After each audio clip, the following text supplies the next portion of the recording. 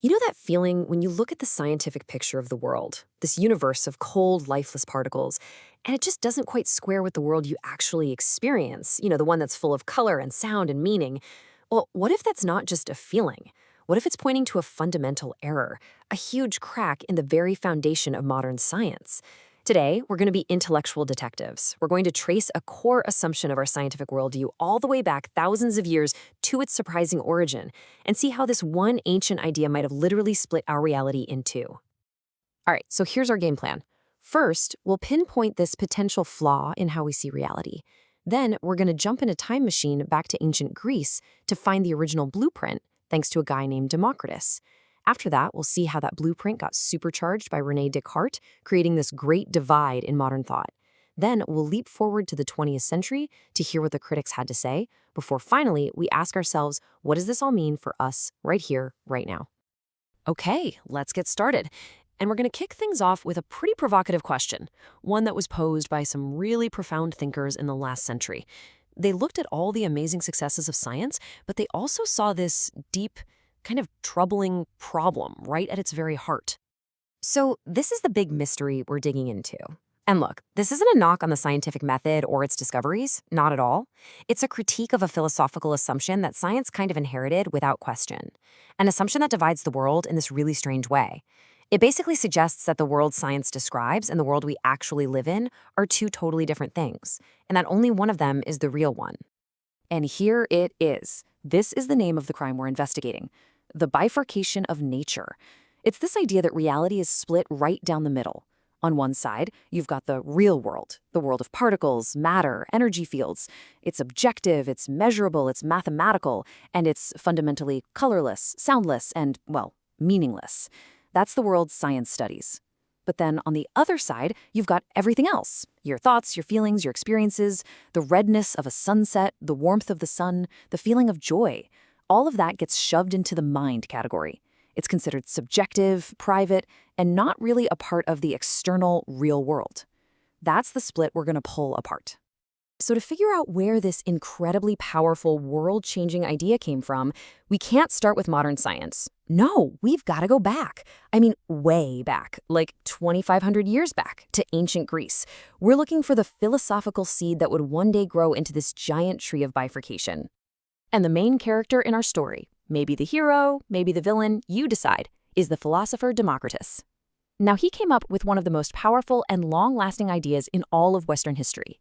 He looked at the crazy diversity of the world and said, hey, what if it's all just made of tiny, simple, unchanging things called atoms, and they're all just moving around in empty space, or the void? All the complexity we see is just atoms bumping into each other.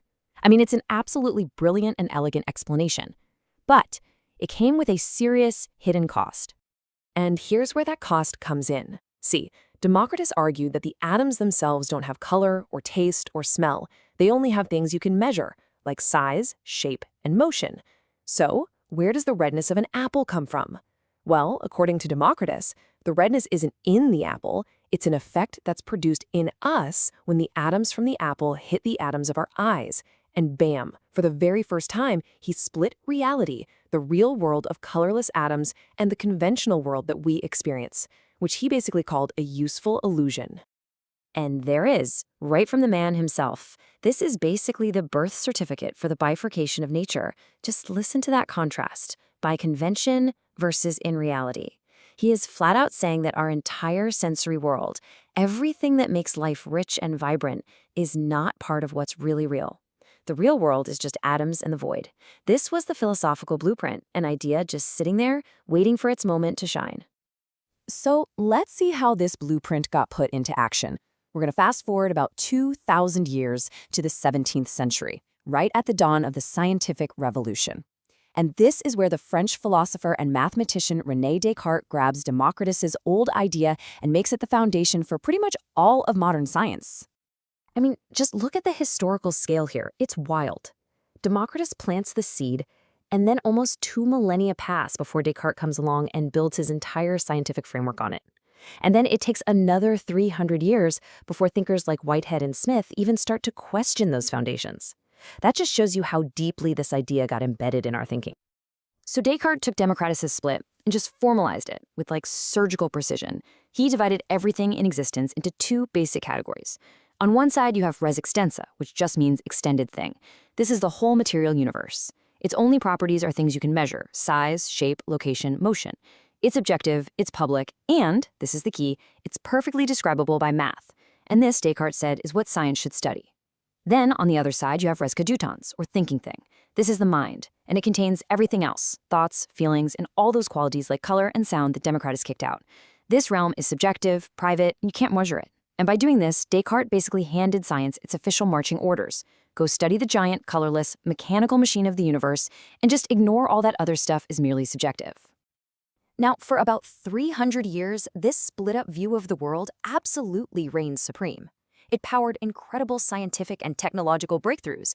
But in the early 20th century, some philosophers and even scientists started to argue that this foundation wasn't just a little flawed, it was leading us to a completely distorted view of what reality actually is. The philosopher Alfred Whitehead gave this error a name. He called it the fallacy of misplaced concreteness. Now, Whitehead wasn't saying scientific models are bad. Of course not. What he was saying is that we've made a colossal mistake.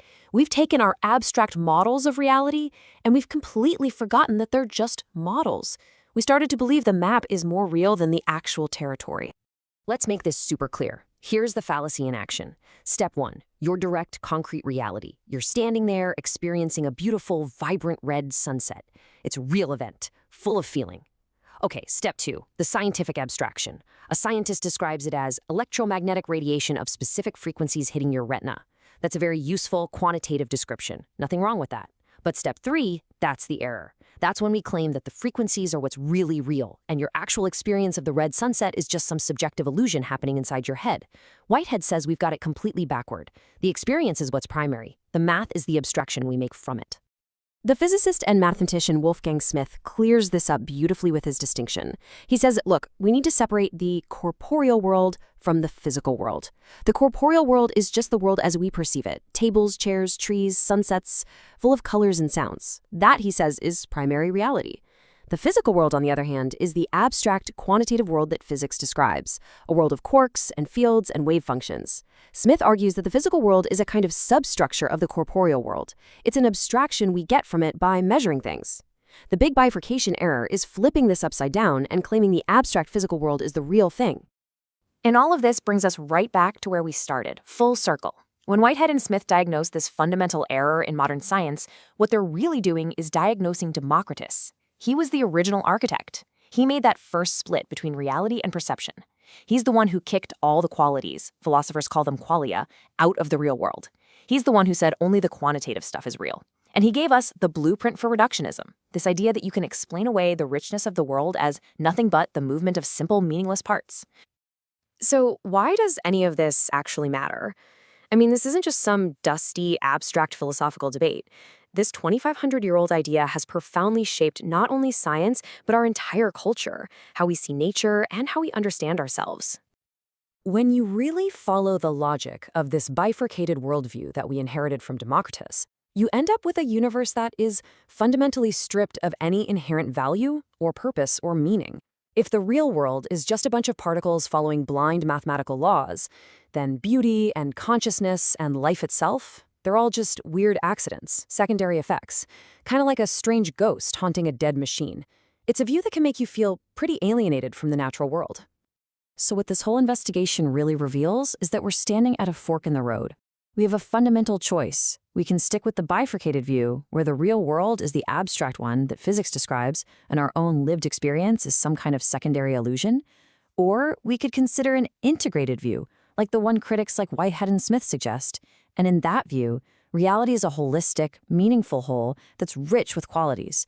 And our conscious experience isn't some separate illusion, but a direct participation in that reality. And that really leaves us with this final thought. The question isn't whether the scientific model is useful. Of course it is. It's incredibly useful. The real question is, what do we think it represents? Is the map the territory? Is the abstract description the whole story? The legacy of Democritus forces us to ask this. Are we just ghosts in a machine, detached observers looking at a fundamentally dead and meaningless universe? Or is our actual experience of a world that's full of beauty and color and significance, is that telling us something true about the nature of reality itself? That's a question worth thinking about.